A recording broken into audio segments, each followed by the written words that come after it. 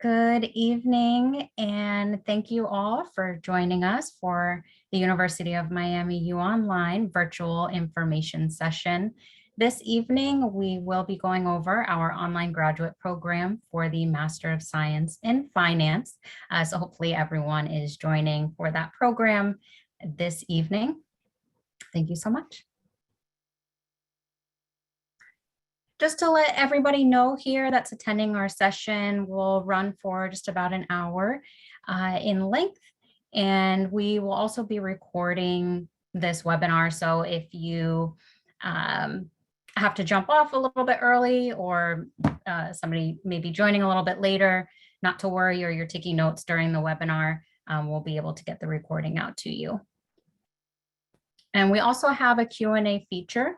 So any questions that you have over the next hour, you'll go ahead and just submit them in the chat feature, and we'll make sure and get those questions asked for you here of our panel. And I'll be introducing to you our panel here in just a moment.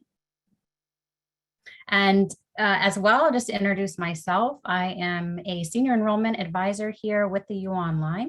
So I do assist our you all here through the application and admissions process into the student that you're looking into, the program that you're looking to apply, excuse me. So again, this evening we'll be going over the Masters in Finance, and excited to be sharing this information with you this evening. We just have our contact information there at the bottom of the screen, our phone number, and also we have a live chat. And when you call into that 800 number, you'll be connected with an enrollment advisor, myself, or another advisor on our team here. And in turn, we do have a direct phone number, which we can continue to communicate with you on, and as well our emails here as advisors.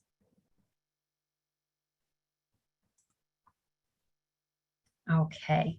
In addition to myself this evening, we do have an amazing panel, and I want to go ahead and introduce them. They'll introduce themselves, and what we'll do is just get right into things with our questions and going over all the information here about our program for the online Masters in Finance. So with us this evening, we do have Associate Professor of Finance here for the Miami Herbert Business School. Indranil, go ahead and introduce yourself, and then we'll toss it over to Mark. Thanks, Catherine. My name is Indranil Chakravarti. Greetings, everyone. That's a complicated name, but you would have time to learn it if you join us. I graduated from Wharton in 2010, and I have been at University of Miami since 2015. I have gotten the top 40 under 40 Business School Professor Award from Poets and Quants, and I have received the Excellence in Teaching Award from University of Miami Finance Program for the last 5 years. Amazing. Now, maybe Mark can introduce himself. Thank you, Mark. Go right ahead. Mark is an alum of our program here, and he'll go ahead and introduce himself, and we'll get right into it after that. Absolutely. Mark Smith here. I graduated from the University of Miami last year in 2021. Was from Jacksonville originally, from the Florida area. Elected to go to the University of Miami for a lot of reasons that we'll get into later. But after my graduation, became a senior financial analyst at McKesson Corporation, and excited to be here. Thank you so much, Mark. Excited to have you this evening. Right. Just a couple of quick key points as well about our program here. It is fully online. And so really the beauty of that is we all have busy lives, and we're trying to balance enrolling into a program and work and life. And our panel here, especially Mark, will be able to go over how he was successfully able to balance the program. Our program here, we'll get into details as well with the specific courses, but you're looking at a little bit over a year, and each of the courses are set to be one course every 7 weeks. You've got a quick break in between, so it keeps you moving, and it's a great program here. So again, we'll get into the details with our Q&A session as we move forward here into the information session. So just to get things kicked off here, Indranil, I know you started to tell us about yourself, but tell us a little bit more about your role specifically here with the online Masters in Finance program. So I teach alternative investments in a class called FIN 619, that's the number. And many topics these days, of course, we all understand that we have to trade stocks and bonds as part of investments. But beyond that, there are new products such as obviously options, but beyond that, swaps, fixed income derivatives, currency swaps, credit default swaps, structured notes. All of these more complicated instruments which are providing a large fraction of the revenue for financial institutions. I teach them in one class. And the other class, I participate in market microstructure, which is how traders trade with each other. You have to understand the nitty-gritty of how trading actually happens. And so that is FIN 618. I co-teach these classes, both of them. So I do half of each. Okay. All right, wonderful. Thank you so much. And Mark, the next question's for you. Why did you choose the University of Miami and why did you choose this program? Absolutely, a great question. And I have three key reasons for doing so. The first was my love for the U, really at an adolescent age. Started with being a part of a family that grew up being fans of the athletics here at the University of Miami, primarily the football program. From an early age, there was a lot of wisdom and advice instilled in me about hard work and ethic and how having hard work and having determination and true grit could allow you to achieve greatness, especially what we would see in the University of Miami's program over years. The second reason was for my interest in international finance. So one of the things about Miami, which is amazing, is its international presence, especially with Central America, South America, really just across the world, as I learned more throughout the program. So one thing I wanted to do was ensure that my career took me into a realm that was related to supply chain finance. So taking a hybrid of my undergrad background in supply chain and merging that with a financial background and being able to speak with executive leadership. The third piece is really around the recognition, the brand of the U and its academic presence in different circles, whether you go on US News or if you look at different websites like Poets and Quants. These institutions, which are highly regarded for being able to assess different institutions for the professors that we have, the academic prowess and the amount of material that you learn. These different websites and different groups have praised the University of Miami in the past, and that was one of my biggest reasons for choosing the U in terms of ranking and in terms of just that brand itself. Absolutely. Absolutely. Thank you so much. Indranil, can you tell us a little bit about how the curriculum really applies to the industry after graduation and really applies to real world scenarios here for our students? Yeah, I'd love to say a few things about that. A few years ago, when I joined University of Miami, the program was designed around that time and it has been continuously updated. But the whole discussion was, how can we have unique classes that are immediately applicable? So for example, this alternative investments class that I was mentioning, such a class does not exist in many places. I worked at Citibank and Citadel as trader, and I have a PhD from Wharton, but I also worked in the industry. So I combined those things to create these classes, and the other professors have done the same. And of course, we understand that there are 2 or 3 big areas of finance, such as investments, institutions, and corporate finance. So faculty members who have research interests in them and have had practical experiences have designed those classes. So each of those classes have been designed with experience and an academic research in mind, which is important because you need to know what is going on today, but you also have to have a sense of the full perspective. So both of those industry and academic experiences combine to provide these classes. The same classes I teach in the regular program. And that's another thing I would like to point out. Maybe you would get to it later. But the idea is to really combine our strengths in terms of research and experience to create classes that are immediately useful in the industry and also unique as much as we can. So every few years, we try to add new classes. We try to figure out what would be, for example, now artificial intelligence and machine learning are quite useful. And topics like that we are discussing. How can we add that into the curriculum? People are, my colleagues are updating their classes to make sure that they can add some of these new features that are going on. So finance is a professional program. It is all about applicability.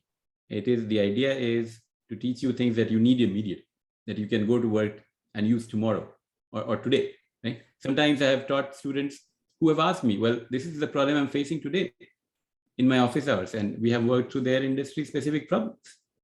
So we take it very seriously. This is not supposed to be some sort of a random academic program that is not applicable. We want to apply it immediately. And just to complete my point, I teach at the PhD level, academics only. I mean, after all, PhD is for academics, but then I teach in the executive education program, similar content as what I teach in the online program. And also to the students who are not online in person.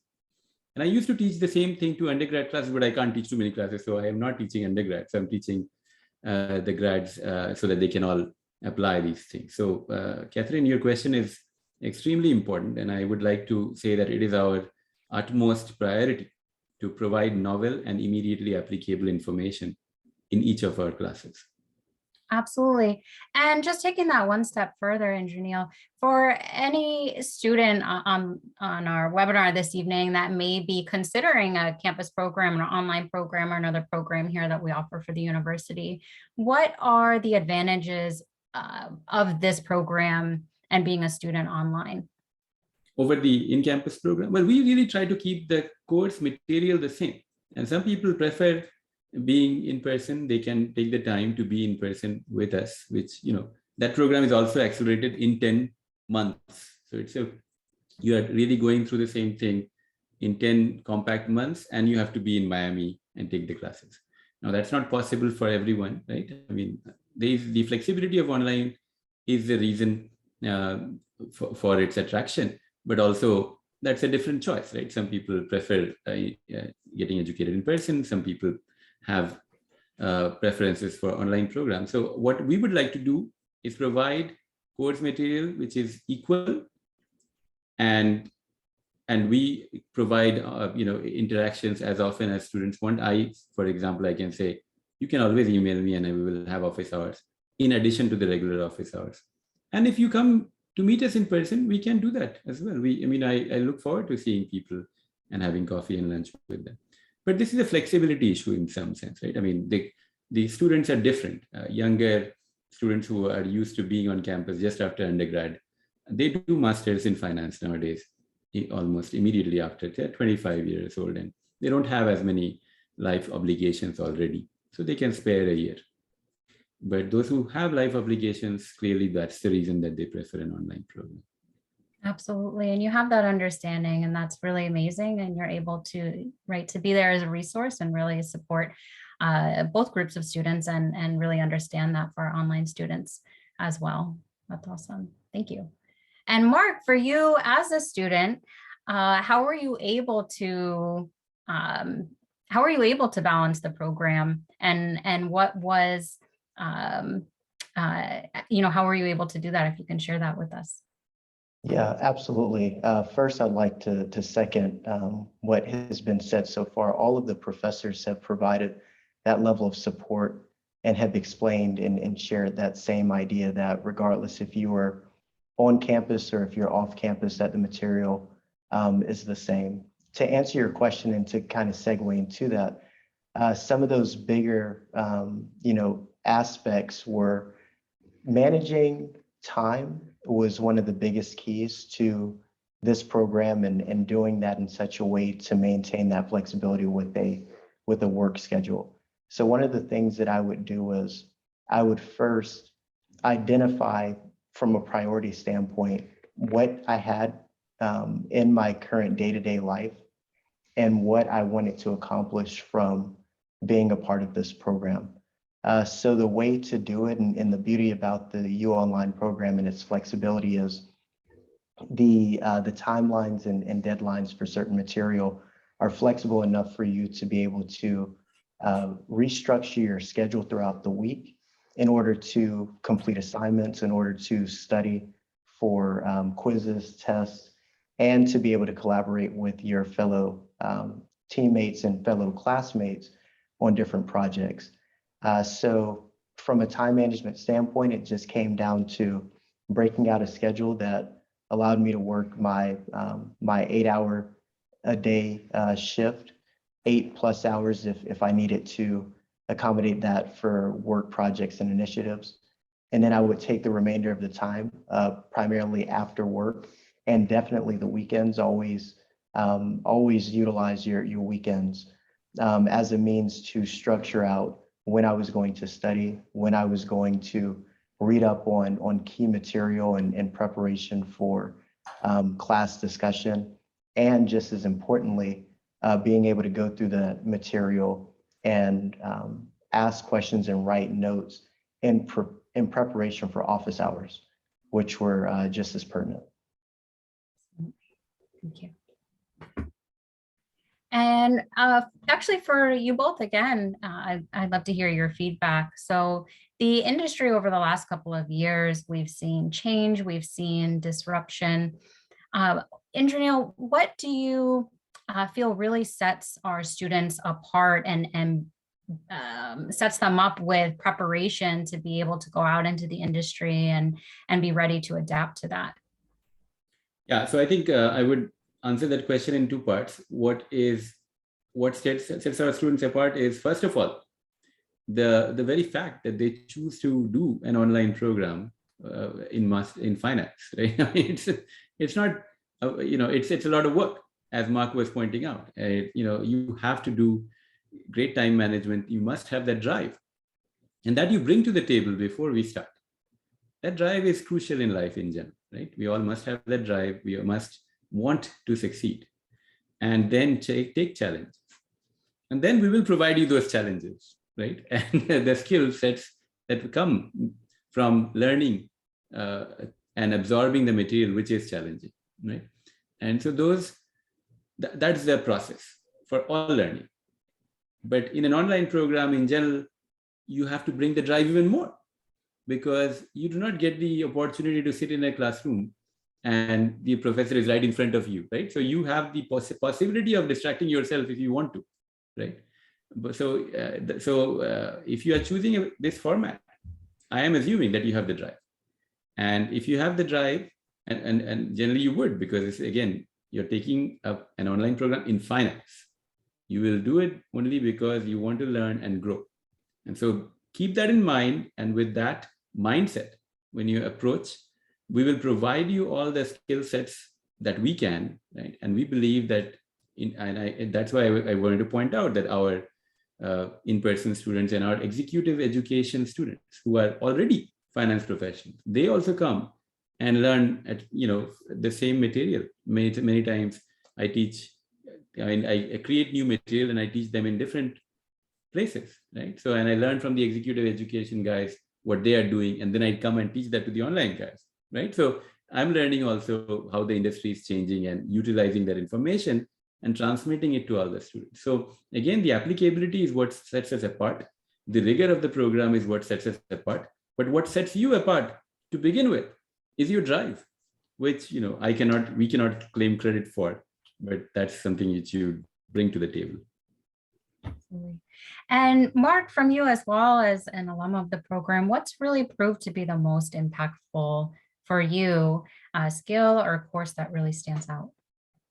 Yeah, so I'll start with skills first and then move into courses. But skill-wise, it started with theoretical exposure Again, having a background in operations, I spent a lot really understanding kind of the four walls of companies, everything from marketing to operations, sales, planning. So there was a lot of collaboration on very tactical things day to day. This program gives you an eye opener, specifically because it's finance specific from an expertise perspective. It gives you that ability to now take your operational skill set to the next level and be able to communicate and convey to your executive leadership teams. So when you have different VPs or directors or presidents of companies, a lot of them often speak a financial lingo, everything from P&Ls and balance sheets to what plan projections are, because a lot of those numbers are going to be in alignment with their vision. So one of the biggest skills, that theoretical piece. From a more of a hard skill, Excel. This program will allow you and provide you a lot of exposure with Microsoft Excel and different program or different softwares that will allow you to calculate various numbers, various projections, whether that's on the investment side. And I'm speaking more from a corporate finance side because I went the corporate finance route. Those skills are universal. They transcend into various industries, whether it's investment banking, consulting, corporate finance, even operations and marketing. So having those skills were really key, and that's definitely something invaluable that this program provides. Now, from a course standpoint, segueing into that, the very first program you'll take, it related to fundamentals of finance, is huge, especially if you're somebody that's not coming from a finance background before. It gives you a lot of breadth and depth into different aspects around finance. Again, whether it's related to your basic income statements, balance sheets, whether it's related to just standard investments, understanding about market capitalization, and we can go on and on here. But that's one of the key courses. Advanced Corporate Finance is another great course that really goes into that next level where once you understand kind of the basic foundations, you can then dive into some more or more specific areas, whether that is looking at how to evaluate future cash flows, whether you are identifying things that are related to just overall cost to benefit analysis. And because Miami is a research program, you get a better understanding of what it takes to be very successful in a corporation when it comes to studying your business and studying the different areas related to your market.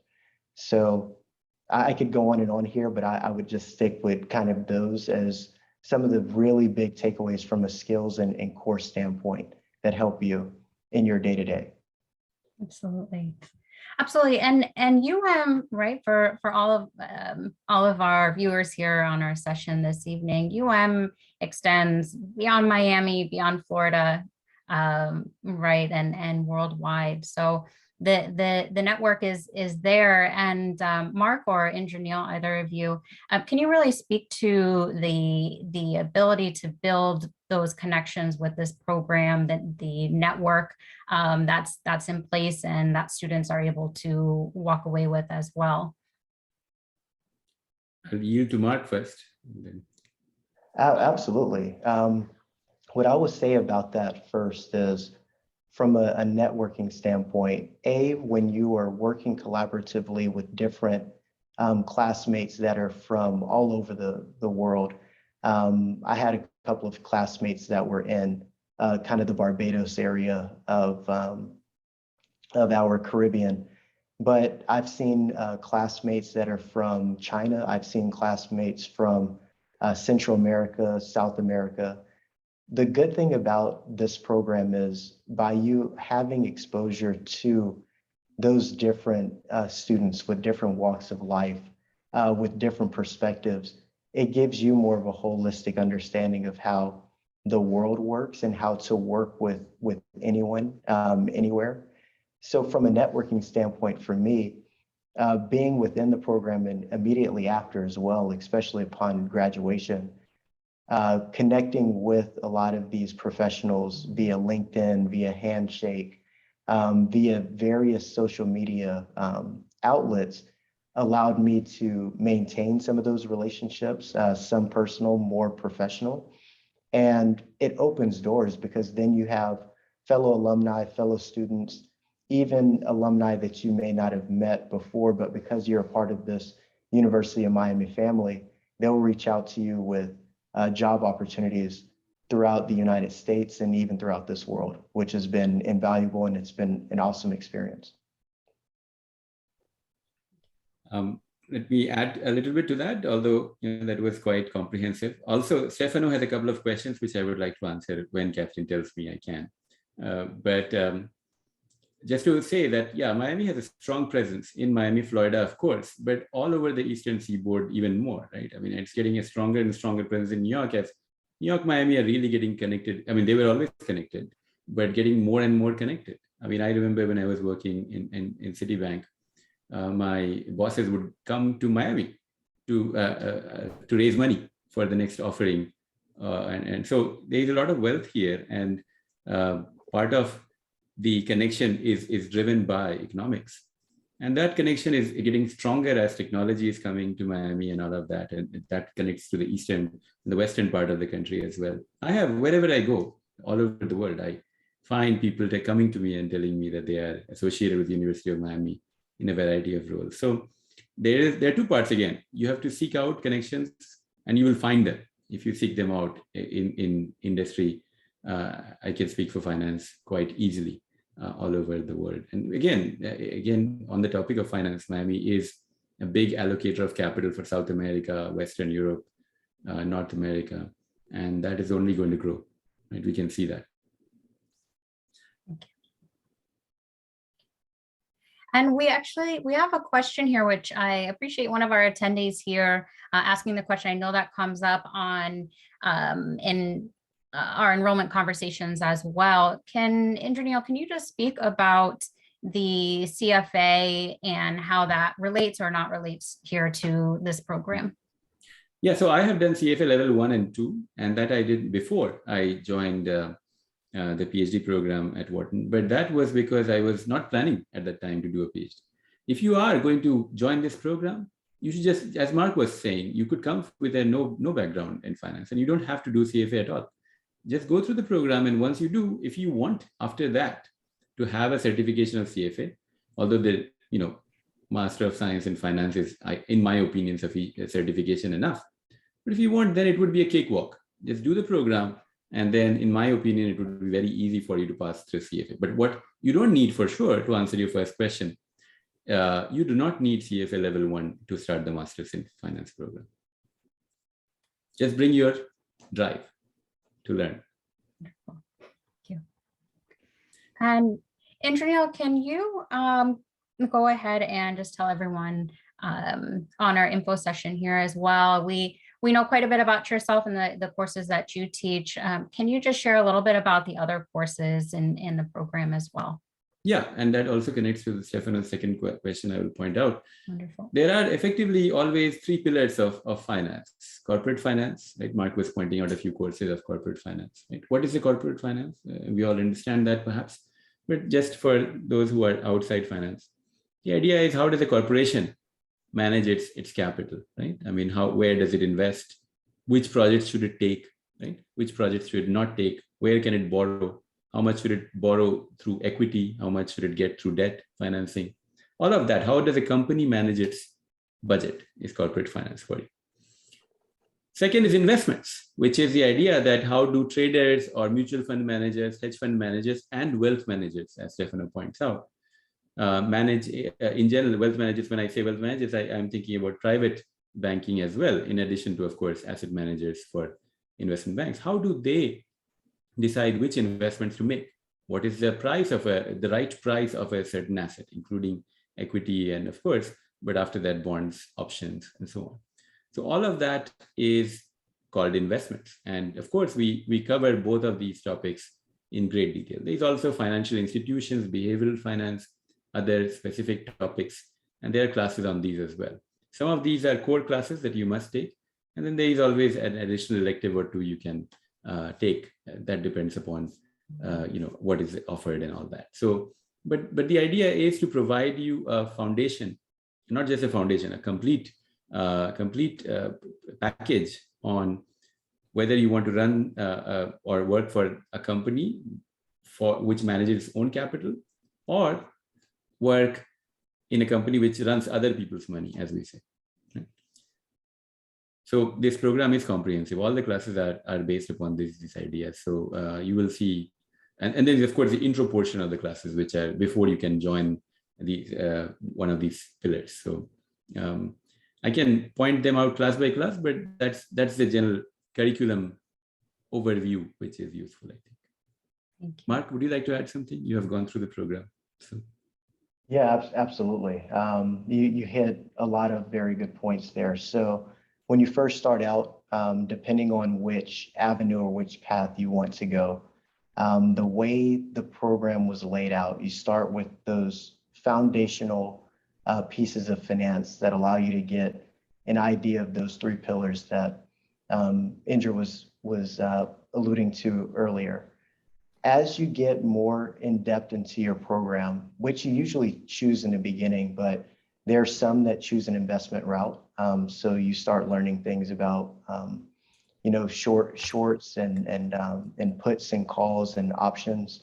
On the corporate finance side, you learn things about inflation and how currency and commodity and foreign exchange can impact some of your, operational decision making.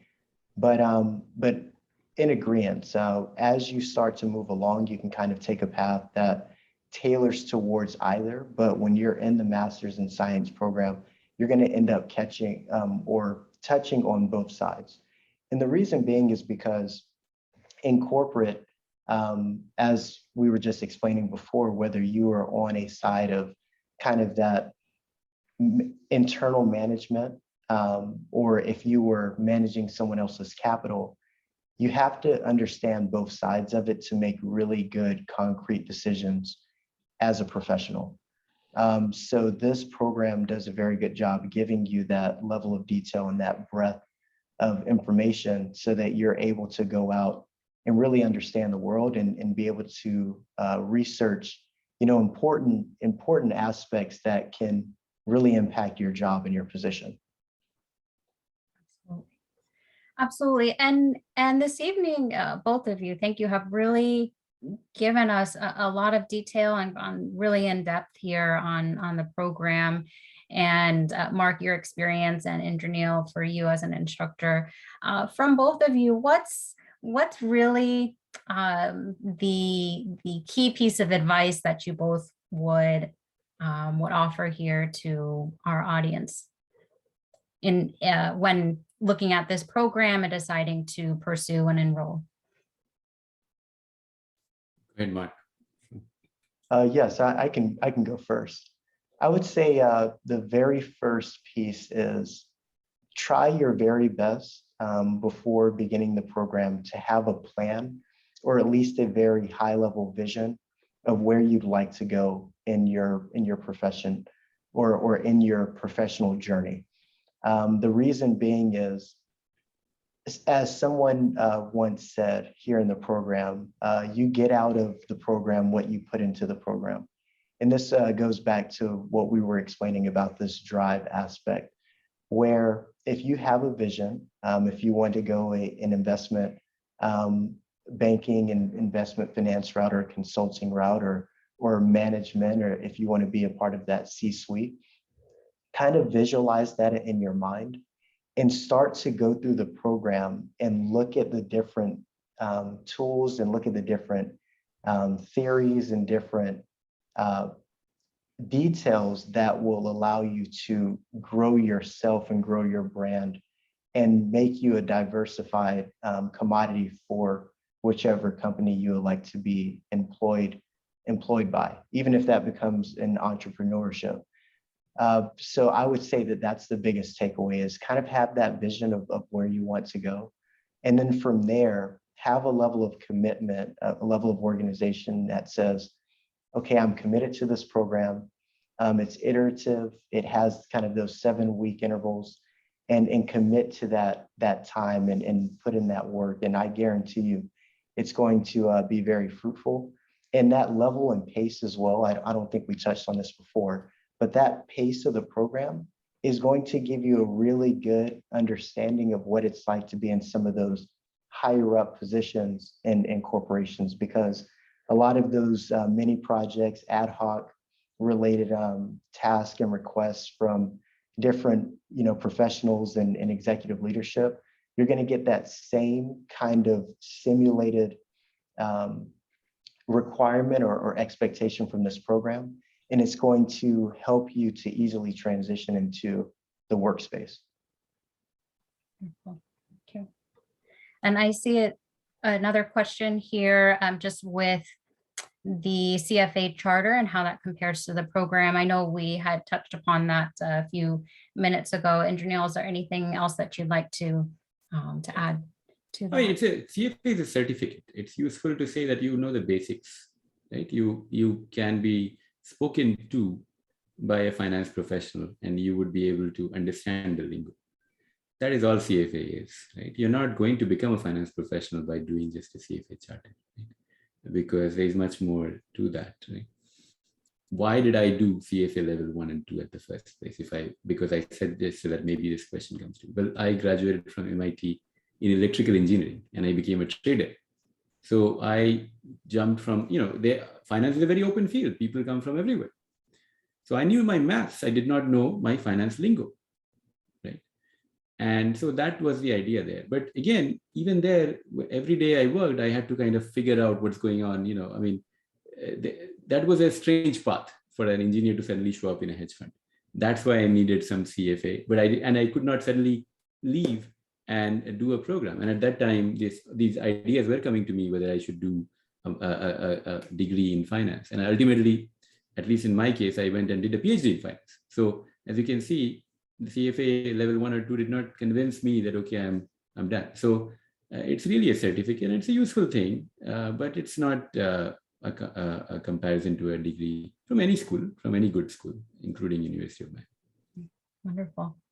And actually, we have a question here that really directly relates to one of the courses that we do have with regards to portfolio management. Can you go ahead and address that as well? Yes. No, the portfolio management is covered for sure. First classes of investments cover portfolio management, because a standard portfolio, you can start with stocks and bonds, and basic portfolio theory. But as I was pointing out, that we have additional classes which go beyond stocks and bonds. They go into options, they go into swaps, and currency swaps and futures, options on futures, all of that we will try to cover. So you will get financial, so private wealth management is big in Miami. We understand that. There is also a course in private wealth management, and classes like that are taught. The professor teaches classes in this program as well. So so portfolio management will be covered very well, and the level of depth will be much higher. And again, I would like to point out in response to Brandon's question and also back to Jason's question, that as you can see, those are the kind of things which can, I went through 1 and 2 and 3 is also the same. It's just, just an introduction. You need to know the words. That's all CFA is. But there is the depth when we say it's not one class. It's level after level after level until we can't think of anything more than you should start doing research in that topic. At that point we stop, right? You're not, it's a master's, right? So that's not so. The last, go ahead, Catherine.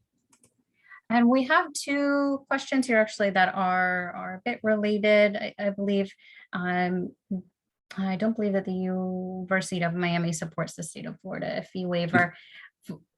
Is that for CFA fee waiver? I don't exactly know. I'm not associated with the CFA. There is a group of people who have full CFAs, not just level 1 and 2, full CFAs, and they know a bit more than me. I can ask the head of the department and we can respond to Candy and provide that information. But we try to support our students get whatever degree certification they want, and CFA is a useful certification. But it's, again, if you are trying to get into a job in finance, CFA isn't generally not enough unless you are a mathematician, right? And then, okay, you are okay because you don't, you just want to work. But if you are going to do a degree, do a proper one. And so I would say that. Absolutely. Absolutely. What we'll do is I do encourage everyone here, if you do have a question, go ahead and chat that in. We've got a little bit more time here, so we do want to make sure and answer all of your questions. But while everybody maybe takes a moment just to take all the information in and go ahead and submit a question, what I can do is just talk about what the next steps are in terms of the application process, because I do want to make sure that everybody joining us this evening just has a better grasp on that as well. Okay. So our next admission deadline here is coming up rather quickly on Monday, March 14th. Okay, and we'll go ahead on the next slide. We do have our contact information that you'll be able to reach our advisors. And what we'll be doing is guiding you through the entire application admissions process, start to finish, making sure that you're able to set up your application properly, and you're able to upload your documents directly into the application portal, request your recommenders as well, and get your application completed and submitted on here for admission. Okay, but just keep that deadline in mind. It's coming up here a little less than 2 weeks. So I do want to make sure that everybody's able to just make note of that. You can go ahead and reach out to us and we'll go over that information with you and help you to get started. And as well, for everyone that is joining us here, we are going to be offering you a $300 deposit fee waiver code, for your application. So not to worry about that. And again, just that very important date, application deadline coming up Monday, March 14th. Don't forget it. That's why I've mentioned it twice for you. And again, just go ahead, reach out to us. You can chat, you can give us a call, and we'll make sure and get you set up with that for your application.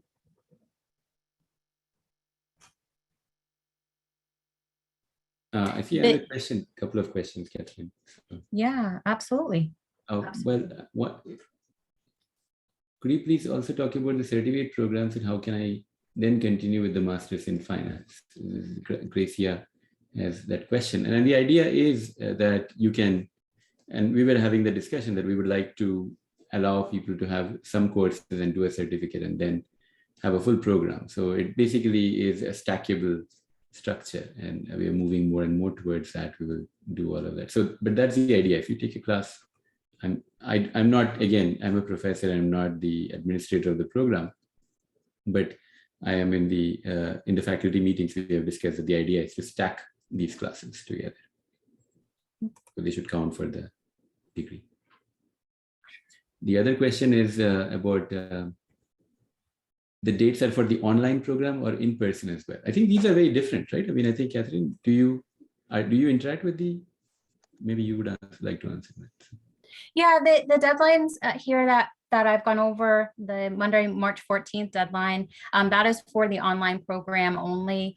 And as well here, Monday, March 14th. So that's the deadline here just for our online Masters in Finance program. And that is the program and format that we've gone over this evening for you as well.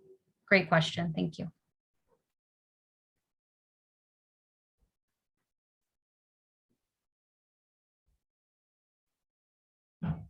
Just want to make sure that we're answering everyone's questions here. Again, if you think of anything. It was some sort of vaccination question. Yeah. UM has a vaccination requirement, or will. Yeah, keep in mind this program is fully online. So while the UOnline does follow the same or similar policies to the University of Miami and to campus, when you do chat with us as advisors, we'll make sure that you have all the policy information that you need as well, a little bit more in detail, and that we're keeping you updated. So thank you so much for submitting that question. And regarding scholarships, I know that we try to be generous as a school. I know that there is a potential or not, but I can't speak to that because it's budgeting and all of those things. But I think that's a question by Joseph. Are there scholarships for this program? So Yeah. I think you can apply and then we can see how that works out, I think. Absolutely, and I can speak to that as well. So while you're working with your advisor on your application, we'll be able to guide you through that whole process of the tuition waiver. And it's not something that you need to apply for separately, but what we'll do is just make sure that we go over your eligibility and your qualifications for any tuition waiver that might work for you. Thank you so much for asking. You're welcome, Candy. Just going to go ahead and give it another minute here. See if anyone has any other questions that you think of. Thank you both, Mark and Indranil. I mean, this information session has been extremely informative, and you both have provided just a wealth of information. So thank you both as well. I just want to say thank you for everyone for joining. I just want to point out that what makes my day is when I see people like Mark who joined the program, worked hard, and are climbing up their careers, right, through the drive that they brought to the table. And I'm happy that we were able to assist in his path. So this is exactly what this evening made my day, because of the questions and because of these interactions. Thank you. My pleasure. I want to second that as well, and to reciprocate that by saying this program has provided me, so many opportunities, and has been, really great. The faculty, the staff have always been there to help, whether that was office hours or even after I graduated. If I ever have a question and I can reach out to anyone, I can definitely do so. So being able to be a part of this program, it was actually an honor just going through it and putting in the necessary work, because I really wanted to represent this university just like the university has represented me. So having this opportunity to be here and to be able to speak to you, Indranil, and the staff and to prospective students for this program is just an awesome opportunity. So thank you. Thank you, Mark. Thank you, Catherine. You're welcome. You're welcome. And I see one other question here, just in terms of the cost of the program, that ties in also to the tuition waiver question that we went over just a few moments ago. When you do speak with your advisor, we'll make sure and get you all of the details of the cost and calculating the cost of the program and how that looks for funding your each semester, really, as you move through the program.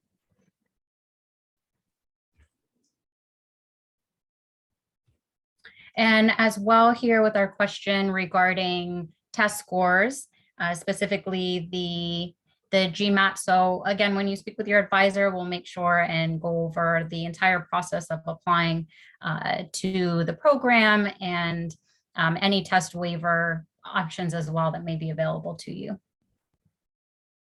Yeah, I just want to say that, Logan, as far as I understand, again, I'm not the admissions coordinator, but if there's a waiver that will not then lead to any bias, right? I mean, if the waiver has been granted, that means we don't want it that much, right? So, it's not a trap. Right? So, yes. Absolutely. Absolutely. You're welcome, Oscar. So you should be fine, Logan. That's what I meant. Yeah. Just another minute if anyone has any other questions. And I do want to just go ahead and make sure that we have this information up here as well. If anybody needs to go ahead and make note of that. You have the link there at the bottom, myonline.miami.edu. Sign up.